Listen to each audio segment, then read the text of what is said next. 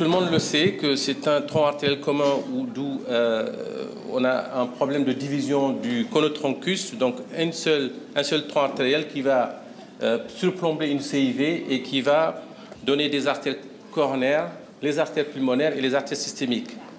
Il n'y a pas de septum conal, d'où donc cette CIV qui est à cheval, et puis la valve artérielle qui est unique.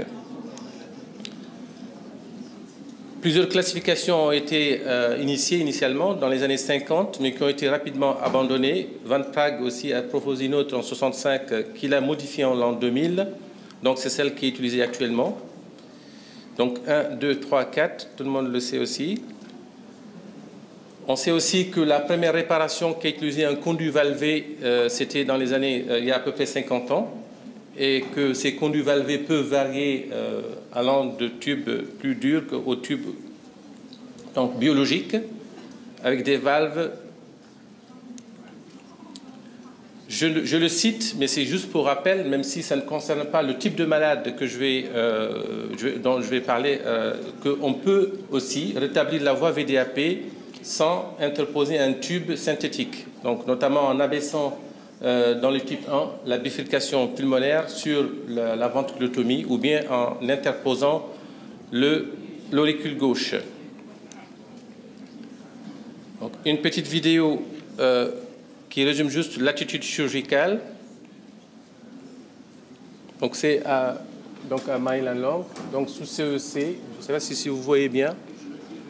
Donc exploration le tronc commun, derrière vous avez l'artère pulmonaire droite.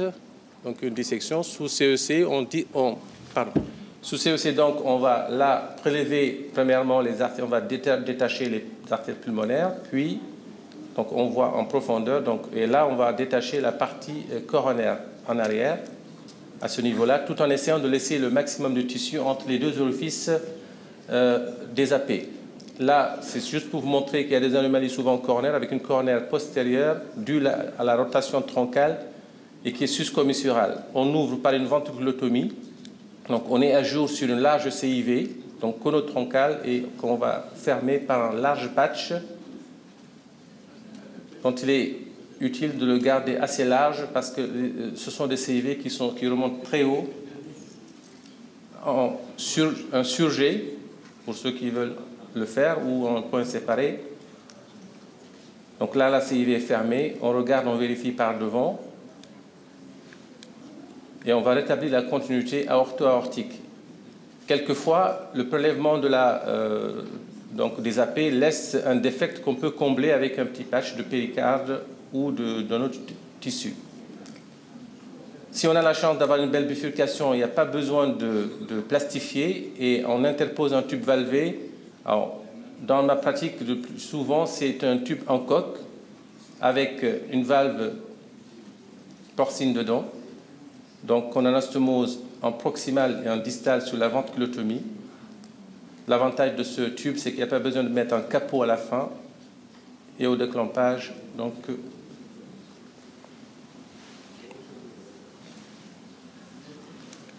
alors, moi, je pose un problème en fait qui peut nous concerner, vu que la plupart des malades que nous opérons et qui ont dépassé l'âge de réparation requis, c'est-à-dire entre la chute des résistances, on va dire au moins 3e semaine de vie, jusqu'à 3 ans, 4 ans, avant, comme on le dit théoriquement, avant que les résistances se fixent, ou l'HTAP soit fixé.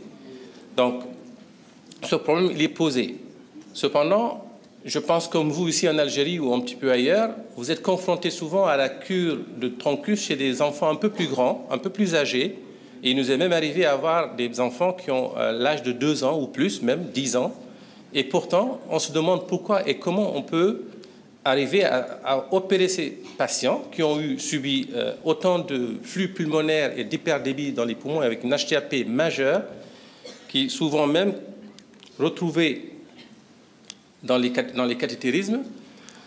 C'est une question qui se pose à Maïlan-Long parce que c'est des patients qui viennent de l'étranger, mais si j'ai voulu débattre, et d'ailleurs j'avais pris l'autorisation du docteur Touati pour parler de troncus dans ce sens-là, au lieu de faire un cours magistral sur la réparation du troncus chez le nouveau-né. Donc, nous avons eu à faire cette étude parce qu'on a eu un certain nombre de cas opérés chez nous. Et alors, c'est une étude qui a duré 20 ans. Les premiers cas en 1997, c'est une étude qui était rétrospective, 168 patients. Les 20%, un cinquième, c'est des patients qui venaient de l'étranger, parce que les patients français, notre attitude, c'est les opérer au bout de 3 semaines maximum, 1 mois. Alors, l'âge médian est de 10 mois. C'est le plus souvent, ce qui est comme dans la littérature, hein, la plupart, c'est des types 1-2, donc où il y a un tronc qui se détache latéralement, ou bien les deux en canon de fusion derrière. Il y a quelque chose de très important, et on prend en compte des signes cliniques chez un enfant qui arrive, qui a une dyspnée, qui a encore un foie, et la radiologie avec un gros cœur et souvent donc une hypervascularisation. Mais je dirais la chose encore la plus importante, c'est le niveau de la saturation. Avant même de faire des explorations, il est important de savoir à quel niveau de cyanose ces enfants sont. Nous verrons plus tard, et j'insisterai beaucoup sur cette saturation. Le cathétérisme cardiaque, nous le faisions bien sûr chaque fois qu'on nous dit qu'il y a une HTAP, on est en train de se demander est-ce que c'est une HTAP fixée, est-ce que les résistances sont encore fixées ou pas, est-ce que c'est réversible ou pas. Et quand on en fait, il y a eu quand même 20 patients, donc c'est plus de la moitié des patients. Et je dirais que ce sont les premiers patients qu'on faisait parce qu'on n'en fait plus maintenant. C'est des résistances très hautes qui contre-indiquent normalement, en théorie, la cure complète. Alors, comme on ne fait plus de cathétérisme, il faut quand même au minimum regarder les artères pulmonaires, les coronaires à leur disposition, parce que souvent il y a des anomalies. Donc, d'où la pratique du scanner.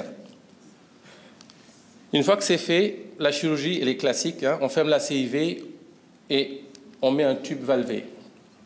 Les premiers résultats.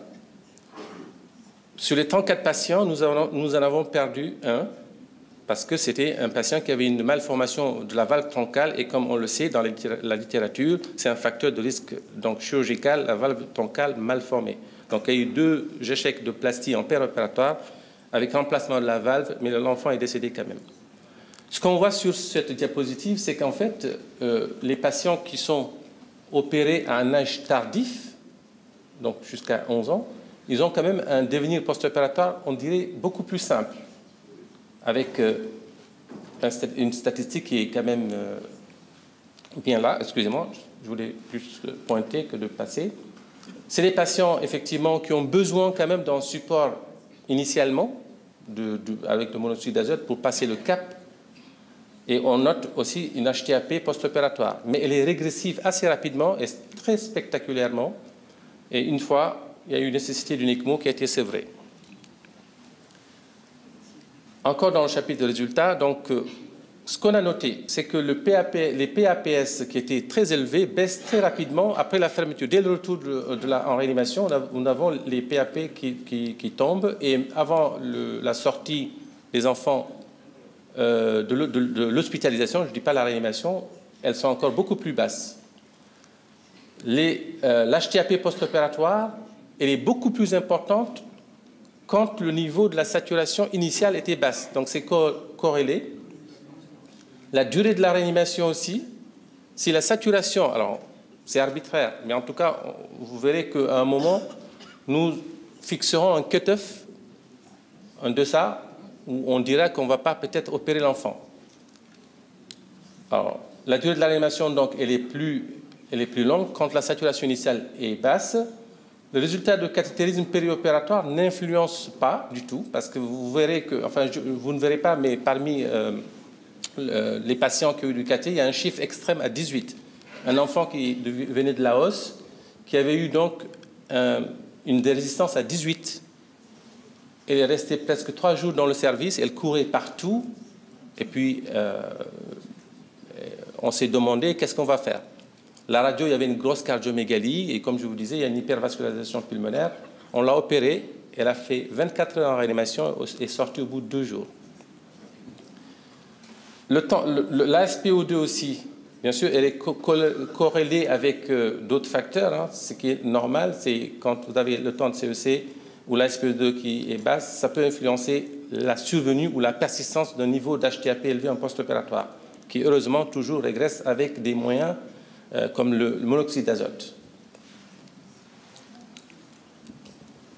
Alors, la chance qu'on a, quelquefois, pas toujours, parce que ce sont des patients étrangers, dont la plupart viennent du mécénat, c'est qu'on arrive à avoir un suivi. On en a qui sont perdus de vue, on ne sait pas ce qu'ils deviennent. On a appris qu'il y avait un décès pour une endocardite infectieuse sur un tube de Contegra qu'on ne pose presque plus maintenant aussi, parce qu'on a fait une étude, on trouve que les tubes de Contegra, il y a plus d'endocardite que les tubes en coque. Et puis il y a des réinterventions, comme pour chaque troncus. Avant de conclure, parce que je veux lancer un débat en fait, je ne voulais pas présenter le troncus en tant que voilà, une pathologie à opérer et comment on l'opère. Je pense que tous les chirurgiens savent le faire. C'est plus adressé aussi à l'assistance et au cardiologue. En général, quand on a une CIV, au 5e mois, 6e mois, on se demande si elle n'est pas, avec une HTAP, est-ce qu'elle n'est pas fixée ou pas fixée. On fait des tests, on opère ou on n'opère pas, on met des clapets avec des CIV à clapets, ou on laisse des shunts. Ce qui nous frappe, nous, c'est le fait que ces patients qui sont en hyperpression pulmonaire avec des résistances très élevées, ils passent le cap très facilement, mais qu'est-ce qu'ils deviennent? Est-ce que, à long terme, ça veut dire que c'est des patients qui sont guéris définitivement ou pas? On ne sait pas. Je pense qu'ici en Algérie, vous avez eu l'occasion de suivre quelques patients qui sont revenus d'ailleurs ou qui sont opérés ici à un âge un petit peu décalé du stade nouveau-né.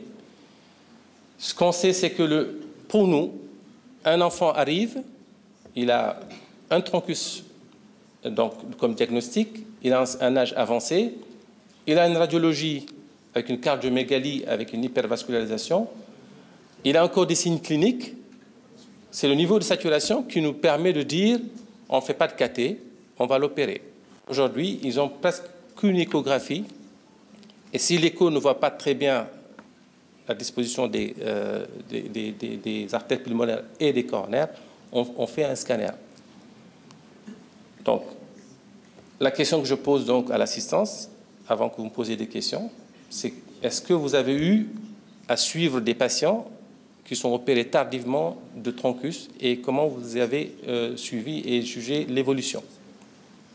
Ce qui est sûr et certain, il ne faut pas retarder la prise en charge d'un troncus nouveau-né. Au bout d'un mois, nous, on y va. Voilà. Je vous remercie. Merci, Monsieur Guy, pour cette